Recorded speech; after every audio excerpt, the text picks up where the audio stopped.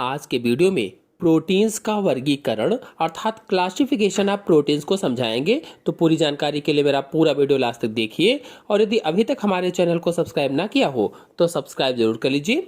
चलिए शुरू करते हैं। तो प्रोटीन के वर्गीकरण के दो आधार हैं, मतलब ये कि प्रोटीन को दो आधार पर बांटा गया है, यानी two criteria for classification of protein. पहला है अणुओं की आकृति के आधार पर, यानी on the basis of the shape of molecule, और दूसरा है रासायनिक संयोजन के आधार पर, यानी on the basis of chemical combination. चलिए इन दोनों को एक एक करके ठीक से समझा देते हैं। तो पहला है अणुओं की आकृति के आधार पर, यानी on the basis of shape of molecule. तो अणुओं की आकृति के आधार पर प्रोटीन दो प्रकार की होती है। जो अणुओं की आकृति है इसके आधार पर जो प्रोटीन होती है दो प्रकार की होती है। पहला तंतुवत प्रोटीन्स अथवा फाइब्रस प्रोटीन अंग्रेजी में कहा जाता है। तंतुवत प्रोटीन्स को फाइब्रस प्रोटीन अंग्रेजी में कहते हैं। और दूसरा है गोलाकार प्रोटीन्स अथवा ग्लोब्यूलर प्रोटीन्स कहा जाता है अंग्रेजी में, ग्लोब्यूलर्स प्रोटीन। आपको बता दें प्रोटीन्स का पिछला वीडियो अगर आप नहीं देखे हैं तो जाकर के चैनल से देख लीजिए, उसमें मैंने प्रोटीन्स के बारे में पूरी जानकारी सब कुछ समझाया है। फिलहाल इस वीडियो में हम केवल वर्गीकरण अर्थात क्लासिफिकेशन ऑफ प्रोटीन के बारे में समझाएंगे। तो पहले को इसमें से समझते हैं तंतुवत प्रोटीन या फाइब्रस प्रोटीन। तो ये सरल व द्वितीयक स्तर की प्रोटीन होती है, मतलब फाइब्रस प्रोटीन सरल प्रोटीन होती है, सिंपल प्रोटीन होती है। और द्वितीयक स्तर का क्या मतलब है? तो प्रोटीन अणुओं की संरचना के चार स्तर होते हैं। जो प्रोटीन मॉलिक्यूल होता है उसके स्ट्रक्चर के चार स्तर होते हैं, चार लेवल होते हैं। इस चित्र में प्रोटीन की संरचना के चारों स्तरों को दिखाया गया है। जो चित्र मैंने दिखाया है इसमें प्रोटीन की संरचना के चारों स्तरों को दिखाया है। पहली वाली जो संरचना आप देख रहे हैं, ये वाली पहली वाली संरचना को प्राथमिक स्तर कहा जाता है, यानी प्राइमरी स्ट्रक्चर लिखा है इसमें। प्राथमिक स्तर हो गया जो कि एक पॉलीपेप्टाइड श्रृंखला या चेन के रूप में है। एक पॉलीपेप्टाइड श्रृंखला के रूप में है अथवा श्रृंखला को चेन कहा जाता है, तो चेन के रूप में है। और दूसरी वाली संरचना यानी दूसरा वाला चित्र प्रोटीन अणु का द्वितीयक स्तर कहलाता है, प्रोटीन अणु की द्वितीयक संरचना कहलाती है, यह सेकेंडरी स्ट्रक्चर कहलाता है, जो कि बीटा लहरियादार सीट के रूप में या फिर अल्फा कुंडलनी के रूप में होता है। या तो बीटा लहरियादार सीट के रूप में होगा या फिर अल्फा कुंडलनी के रूप में होगा। यहीं पर आपको बता दें कि सन 1948 में लाइनस पॉलिंग ने, वैज्ञानिक का नाम क्या था? लाइनस पॉलिंग ने, इन्होंने क्या किया था कि पता लगाया कि प्रोटीन की पॉलीपेप्टाइड जो श्रृंखलाएं हैं ये दो प्रकार की होती हैं। लाइनस पॉलिंग ने क्या पता लगाया था कि प्रोटीन्स की जो पॉलीपेप्टाइड चेन्स हैं ये दो प्रकार की होती हैं, अल्फा कुंडलिनी यानी अल्फा हेलिक्स तथा बीटा सीट। सीट का मतलब होता है परत, चाहे आप बीटा सीट कहें चाहे परत कहें। तो इसका पता लगाया इन्होंने। इस खोज के लिए इन्हें सन 1954 में नोबेल पुरस्कार से सम्मानित किया गया था। किन्हें? तो लाइनस पॉलिंग को। अब चित्र में देखिए जो तीसरी वाली संरचना है, और तीसरी वाली संरचना को प्रोटीन अणु का तृतीयक स्तर कहा जाता है। तीसरी वाली संरचना को प्रोटीन टर्टियरी स्ट्रक्चर लिखा गया है, टर्टियरी स्ट्रक्चर। और लास्ट में चतुर्थक स्तर की संरचना है, इसलिए इसमें द्वितीयक स्तर कहा गया है। इसीलिए द्वितीयक स्तर कहा गया था कि ये सरल व द्वितीयक स्तर की प्रोटीन्स हैं और इनकी पॉलीपेप्टाइड श्रृंखलाएं परस्पर गुथ कर दृढ़ तंतु बनाती हैं। जो पॉलीपेप्टाइड श्रृंखलाएं हैं वे आपस में गुथ जाती हैं, जैसे माला होता है उसी तरह से गुथ जाती हैं और दृढ़ तंतु का निर्माण करती हैं। इनमें फैलने व सिकुड़ने का गुण पाया जाता है, यानी जो फाइब्रस प्रोटीन्स होती है, जो तंतुवत प्रोटीन्स होती है, इसमें फैलने का गुण भी होता है और सिकुड़ने का गुण भी पाया जाता है। और ये पानी में अविलेय होता है। जो फाइब्रस प्रोटीन है ये पानी में मिलता नहीं है, घुलता नहीं है, पानी में अविलेय है, इसलिए अविलेय कहा गया है, विलेय नहीं है, घुलता नहीं है। इन्हें संरचनात्मक प्रोटीन कहते हैं। ये क्या होती हैं? संरचनात्मक प्रोटीन होती हैं। ये कोशिकाओं एवं ऊतकों को दृढ़ता प्रदान करती हैं, अवलंबन देती हैं एवं सुरक्षा प्रदान करती हैं। जो हमारी सेल्स होती हैं, जो टिश्यूज होते हैं, उनको क्या करती हैं, दृढ़ता, अवलंबन एवं सुरक्षा प्रदान करती है। अब यदि फाइब्रस प्रोटीन्स के उदाहरणों को देखा जाए कि कौन कौन सी फाइब्रस प्रोटीन होती है, तो देखिए संयोजी ऊतक का कोलेजन ये फाइब्रस प्रोटीन का उदाहरण है। यानी जो संयोजी ऊतक का कोलेजन होता है ये फाइब्रस प्रोटीन होती है।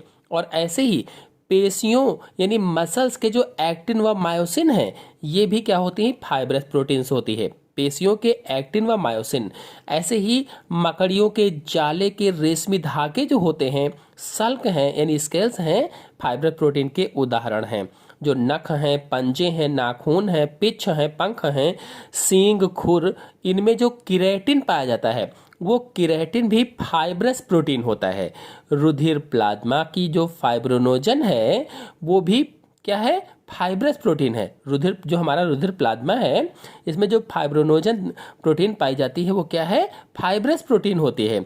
और माइक्रोट्यूब्यूल्स की जो ट्यूबुलिन्स हैं, माइक्रोट्यूब्यूल्स की ट्यूबुलिन ये भी फाइब्रस प्रोटीन का उदाहरण है। तो ये इनके उदाहरण हो जाएंगे। फिर आते हैं दूसरे गोलाकार प्रोटीन्स पर या ग्लोबुलर प्रोटीन्स पर।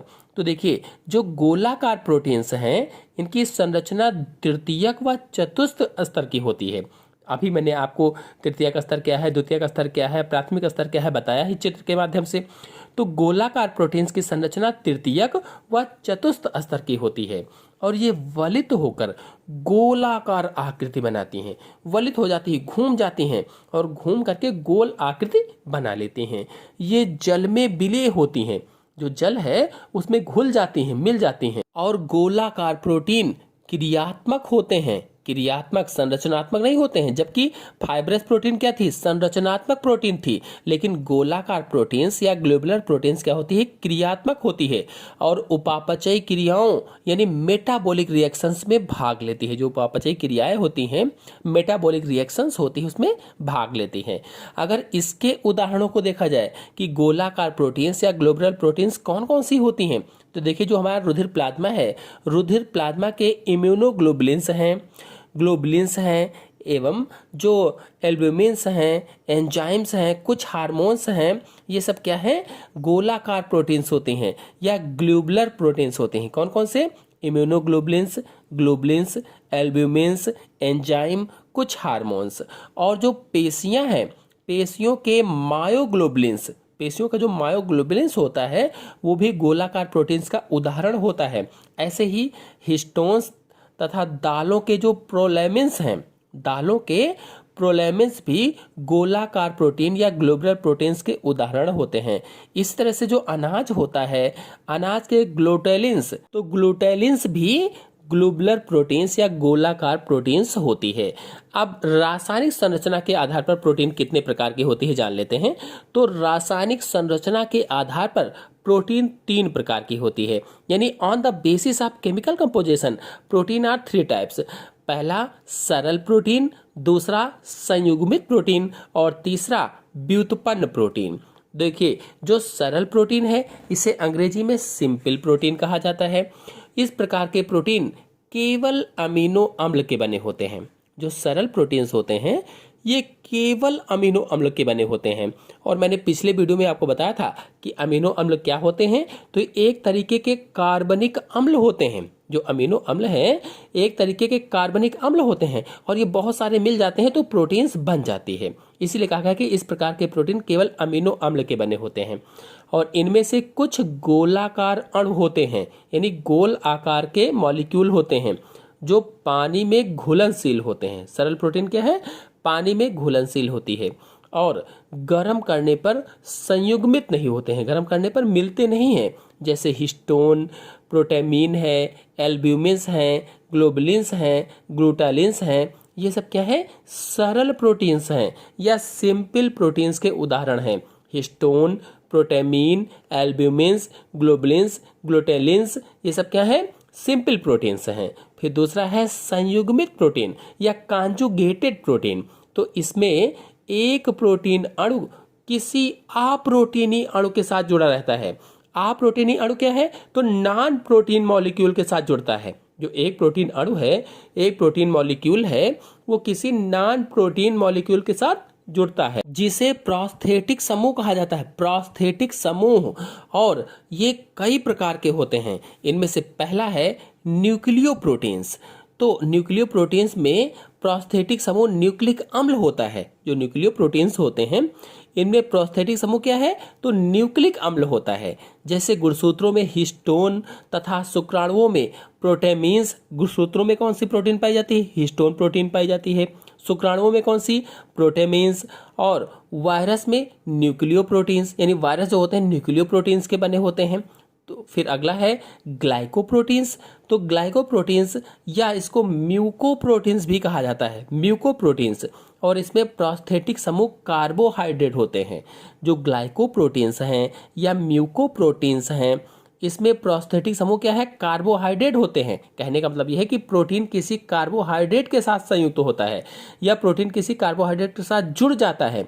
जैसे लार का म्यूसिन, रुधिर का हिपेरिन। इसी प्रकार से फाइब्रोनेक्टिन, प्रोटियोग्लाइकेंस और जी ग्लोबुलिन, ये ग्लाइकोप्रोटीन्स होती हैं। फिर लाइपोप्रोटीन्स को अगर देखा जाए तो ये सरल प्रोटीन्स होती हैं, वह लिपिड के साथ संयोग करती हैं, यानी लिपिड के साथ जुड़ जाती हैं या बनाती हैं जुड़ करके।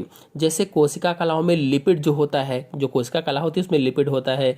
दूध का जो केसीन होता है वो भी लाइपोप्रोटीन्स का उदाहरण है। रुधिर सीरम जो है, ब्लड सीरम भी है। अंडे के पीतक का जो विटेलिन होता है वो भी लाइपोप्रोटीन्स होता है। फिर अगला है क्रोमोप्रोटीन्स। तो इसमें प्रोस्थेटिक समूह कोई रंजक होता है। जो क्रोमोप्रोटीन्स है इसमें कोई पिगमेंट होता है। जैसे क्लोरोफिल, जो पेड़ पौधों की पत्तियों में पाया जाता है क्लोरोफिल, जिसके कारण प्रकाश संश्लेषण की क्रिया होती है। तो क्रोमोप्रोटीन्स में क्लोरोफिल, रोडोप्सिन। फिर अगला है रोडोप्सिन, जो आंखों में पाया जाता है पिगमेंट। तो क्रोमोप्रोटीन्स के अंतर्गत क्लोरोफिल और रोडोप्सिन हो जाएगा। फिर है फास्फोप्रोटीन्स। तो इसमें प्रोस्थेटिक समूह फास्फोरिक अम्ल होता है। जो फास्फोप्रोटीन है इसमें प्रोस्थेटिक समूह क्या होगा, फास्फोरिक अम्ल होगा। जैसे दूध का कैसीन जो होता है, अंडे के पीतक का जो विटेलिन होता है वो इसके अंतर्गत आएगा। फिर अगला है धातु प्रोटीन्स अथवा मेटेलोप्रोटीन्स इसे कहा जाता है। तो इनमें प्रोस्थेटिक समूह किसी धातु के आयन के रूप में होता है। जैसे लौह का सल्फर युक्त फेरेडॉक्सिन, लौह का जो सल्फर युक्त फेरेडॉक्सिन होता है जो इलेक्ट्रॉन का स्थानांतरण करता है। और जीवाणुओं व पादपों तथा जंतुओं का लौहयुक्त जो फेरेटिन वो भी इसी के अंतर्गत आता है। इसी प्रकार से क्लेमेडुलिन यानी साइटोसॉल में प्रोटीन का नियमन करने वाला कैल्शियम युक्त क्लेमेडुलिन होता है। और लौह युक्त साइटोक्रोम होता है जो माइटोकांड्रिया में श्वसन श्रृंखला के घटक के रूप में होता है। ऐसे ही हीमोसाइनिन है जो आकशेरुकी जंतुओं के रुधिर का तांबा युक्त पिगमेंट होता है। और फिर अगला है हीमोप्रोटीन्स। तो हीमोप्रोटीन्स इसका प्रोस्थेटिक समूह आयरन का बना हीम समूह होता है या आयरन पोरफायरिन होता है, जिसमें हीमोग्लोबिन, मायोग्लोबिन, साइटोक्रोम सी हीमोप्रोटीन्स अंतर्गत आते हैं। फिर अगला है फ्लेवोप्रोटीन्स। ये प्रोटीन्स फ्लेविन न्यूक्लियोटाइड के व्युत्पन्न होते हैं। ये माइटोकांड्रिया की श्वसन श्रृंखला में पाए जाते हैं। फिर तीसरे प्रकार की प्रोटीन है व्युत्पन्न प्रोटीन्स या डिराइव्ड प्रोटीन्स। तो ये पाचन में प्रोटीन के जल अपघटन से बनते हैं, पाचन में प्रोटीन के जल अपघटन से।